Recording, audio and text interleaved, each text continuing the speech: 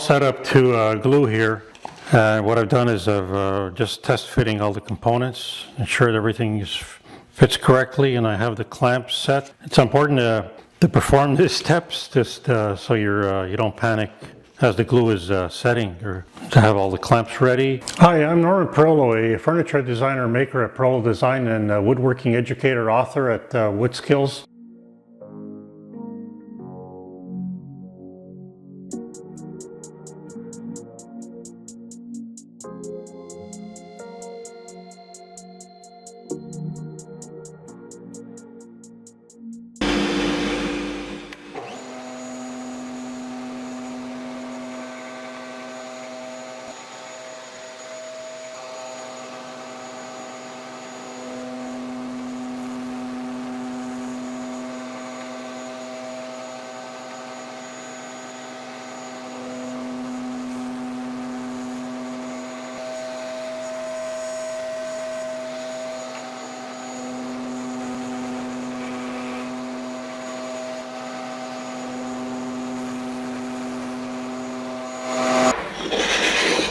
So I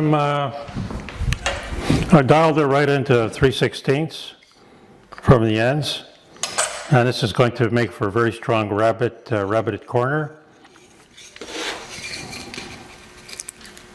Very strong rabbeted corner. Like I said, I had made a mistake when I assembled it. It was skewed. I only realized this later in the glue up, so I had to tear it apart, and it did not break on the joint, but broke further down here. So I had to replace one of the components. Yeah, and this is so that's the front with the sides. Good. Okay, so we can go ahead and start setting this up to glue up and assemble it. So I'm all set up to glue here.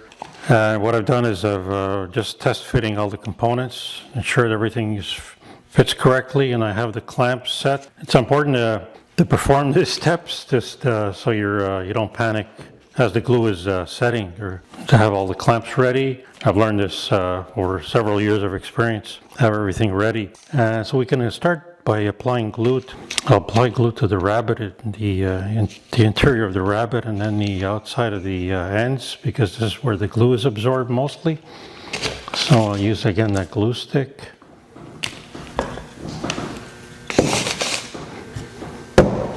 I'll need this to check for diagonals afterwards. So I'll start with right here.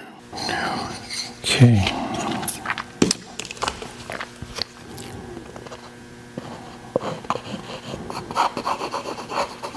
I'm not overly concerned with squeeze out, because if I catch it in time, maybe an hour later, it turns to a consistency of rubber-like consistency, so I can easily remove it before it hardens. So essentially what I'm doing is sizing especially the ends, this part here, because that's where the glue is, it absorbs very easily there, and you could starve the joint if you don't do this step. Not to rush too quickly into actually clamping everything. And I've actually found this out over the years, because I've actually had to disassemble some joints that were not glued up correctly. When I disassemble the joint, I noticed that there's very little glue in the joint, and this is again from the end of the ends of the board absorbing, they're very porous, so they absorb quite a bit of glue.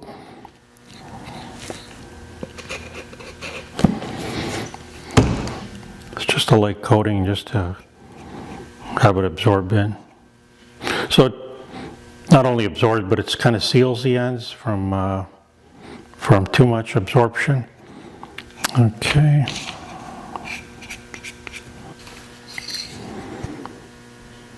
I think we're okay now, at least on this board. I'll just add a little glue here. And then notice how much the glue is absorbed into these ends. It's almost gone. And then I just keep applying it to. This one isn't so bad, so it does depend on the grain orientation. This one hasn't absorbed much at all. So I think I can start assembling it now. So rabbets to rabbets.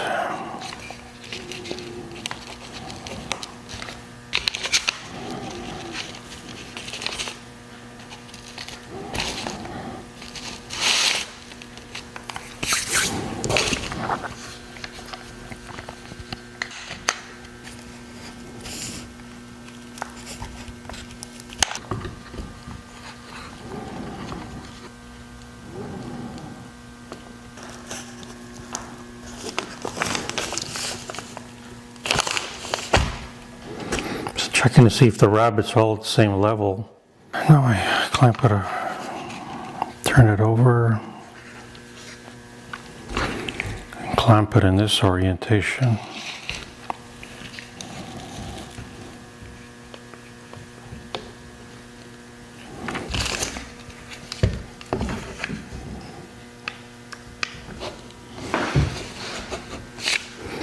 I had to back that off, it wasn't quite square at the bottom, the rabbet. This one is. Now we check for, actually I should use the hook part. Should use the hook part. Let me just rotate this so you can see what I'm doing.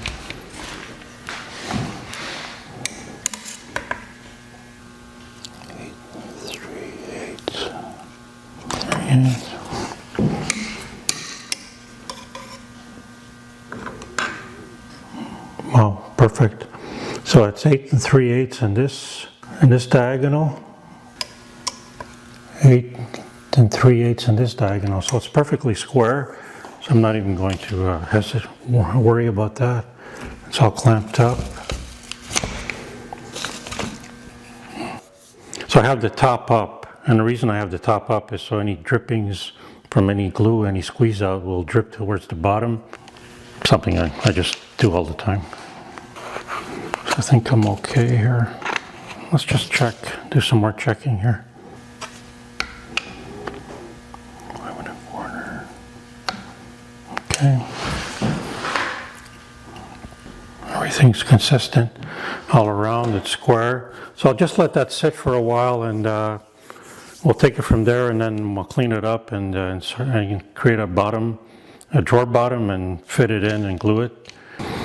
And then custom fit or tune or trim the drawer to fit that compartment, this compartment. So just make sure there's a bead. The bead is uniform along the glue joint, and then you know that because the glue is squeezed out in that area, you know that there is sufficient glue. So I have the drawer all cleaned up. It's glued for about a couple hours, and so I have it cleaned up, removed some markings, and it's just slightly oversized in both the height and the width, which is what I want, and so I have enough material to work with to fit it correctly. This will be the front, and that's fine. What I want to do before I do that is actually insert a drawer bottom.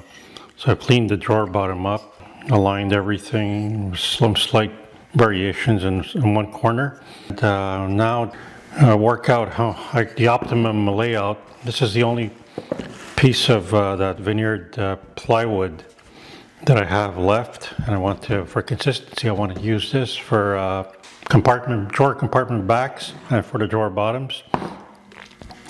So I've measured the drawer compartment back for a longer one. I do have shorter ones here for this compartment. Now I need one piece for this drawer bottom. I thought I had an extra piece around, but I don't. So I'll have to use this. And what I'll do is I'll cut this in this dimension to save on the board. So I'll actually use this drawer as a template.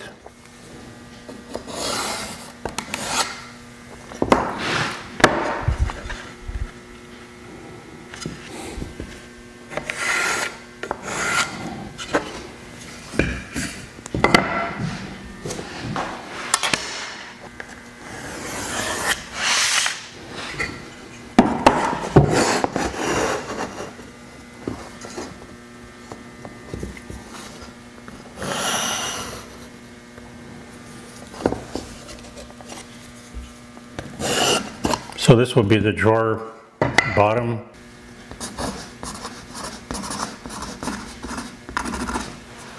Okay, so I'll make these cuts. I'll cut them individually, and just want to make sure I got this right.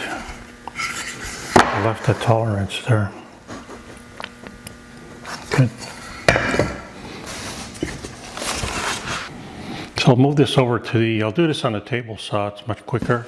So please subscribe to my YouTube woodworking channel, where I share more of my woodworking techniques, my woodworking philosophy, my thoughts on woodworking, and all the challenges I've experienced, and I introduce some of the new forms of woodworking I've discovered. And also visit woodskills.com, where I have a good selection of my books, both in print and digital format, on woodworking, and all my online courses, and I also offer woodworking plans. I have maintained a regular blog on what I've got going on in my workshop and in woodworking in general. So enjoy.